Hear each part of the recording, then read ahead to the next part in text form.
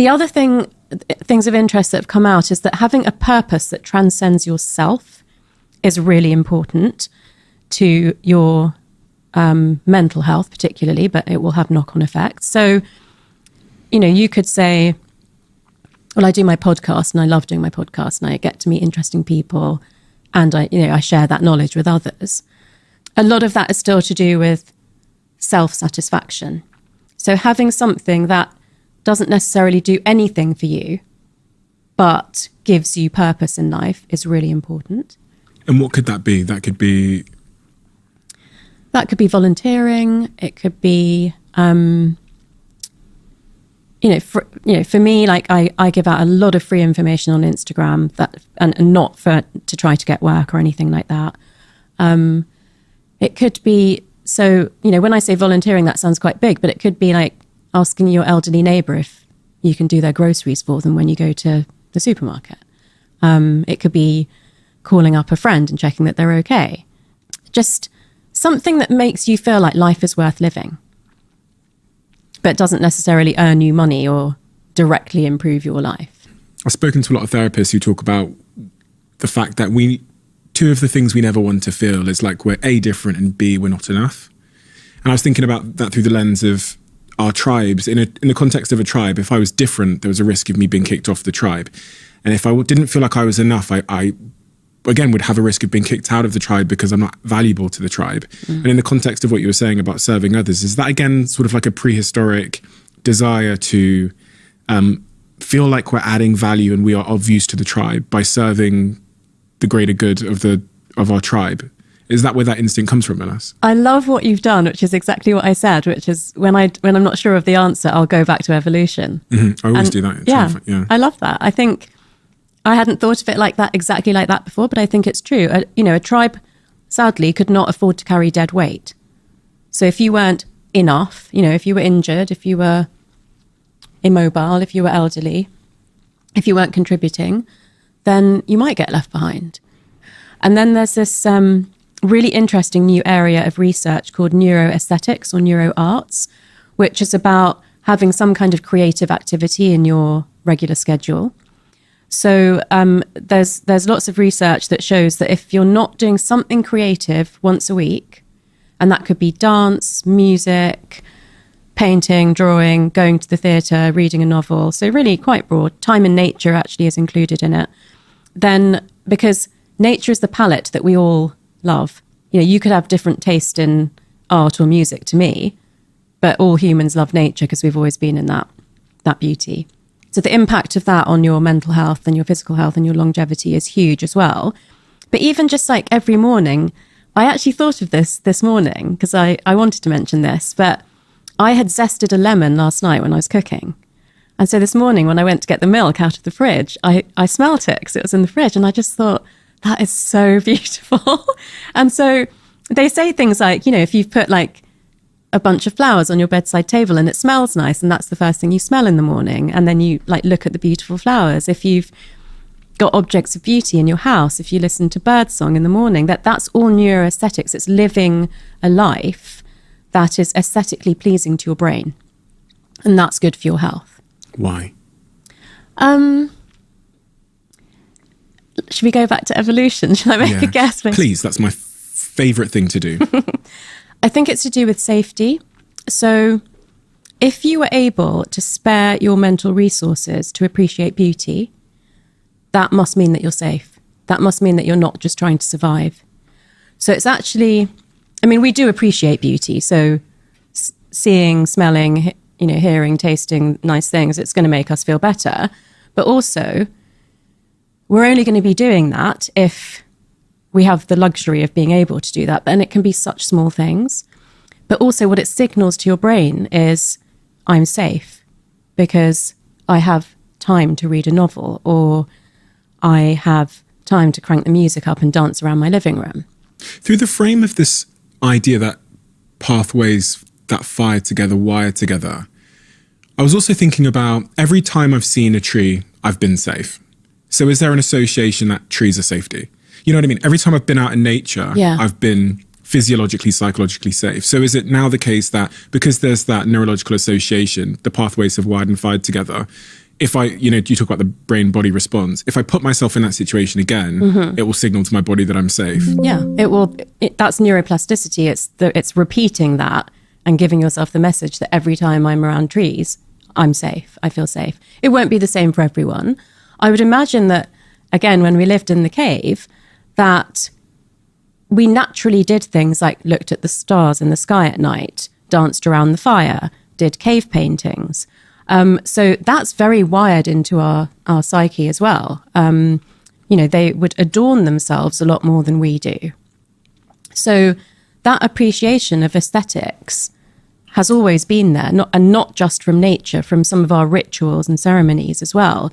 And really the conclusion that I've come to with this whole spiritual crisis and then the potential revolution is that all the things that we need to go through that revolution have always been in the world as long as we've existed. And that, to me, is beautiful, because it's not like we have to do some crazy new different things that we've never thought of before. The way that I put it is, we know about generational trauma and intergenerational trauma and epigenetics and how all these bad things can come down the line. But there's also a lot of beauty and wisdom that's there that we can have access to. We don't have to reinvent the wheel at all. We can just go back to doing the things that we did when we were at peace. It's interesting, but that's not easy to do in the world we live in, because we've built a society and a world where we live in these four white walls in cities alone. Yeah. We're more lonely than ever before. We order our food using glass screens. We use pornography as a replacement for intimacy and connection. We use social networks instead of socializing. Internet connection has reduced real connection. How you'd have to completely redesign society, it seems. You can start with yourself. So I completely agree with what all those things that you've just said is how most people live, but I don't live like that. How do you live, Doctor? I actively try to spend as much time in nature as I can, and I have a lot of plants and flowers in and around my house. I am very, very careful about who's in my tribe. So it's positive, meaningful, deep, spiritual relationships. I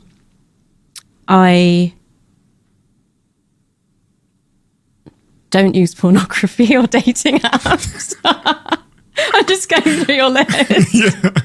And I try. What do you think of pornography on the brain? I mean, the two most basic drives in the brain are sex and food.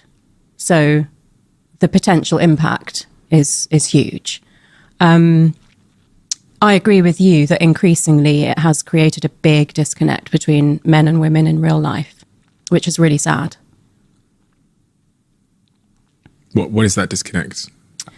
I think that the ideal of what a woman has to be or can be is very distorted by pornography. I think if I put together, what I hear from my friends about dating apps with that the way that people feel they can treat others has really, really changed. And I think this has accelerated since the pandemic as well. So there's real lack of empathy for the consequences of your actions and comments on other people. And I think pornography contributes to that because it changes the way that men view women. I think the impact on women in terms of what you have to look like how much plastic surgery you have to have, what you've got to be prepared to do in an intimate relationship, or actually the biggest issue I would have is what you're expected to do when you're not even in an intimate relationship, just when it becomes more of a transaction, when the rules have changed about, again, what I hear now very commonly is, oh, well, we've been on 3 or 4 or 5 dates or whatever it is. That must mean, move to the next level kind of thing. So I think that going back to having really respectful relationships, having a lot of empathy for other people, looking out for the people in your life that might be lonelier than you. When I say, I mean, I absolutely do not have my phone in my bedroom, but when I say limit screen time, that is a difficult one because we all use our screens for work and to communicate with our friends. But there are studies that show the amount of time you spend even communicating with friends online versus face to face has all sorts of impacts in terms of like how like socially comfortable you are, how empathic you are. It can even have on teenagers a really big impact on body dysmorphism. So it's fine to actually spend quite a lot of time online as long as you are also spending a lot of time with people face to face. One of the things you said there was about limiting who's in your tribe. Why is that important?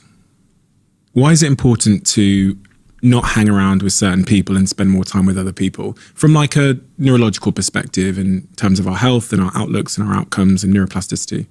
So if we just like link this back a little bit to the question that you Googled, which is stress contagious? Then there's another rabbit hole you could go down, which would be about social contagion. So there are statistics that show that in your social group, if someone gets divorced, you're more likely to get divorced in the next year. If someone in your social group is obese, you're more likely to become obese. Now, I'm not absolutely not saying don't be friends with someone because they got divorced or they put on weight, but I'm talking more about the attitudinal stuff.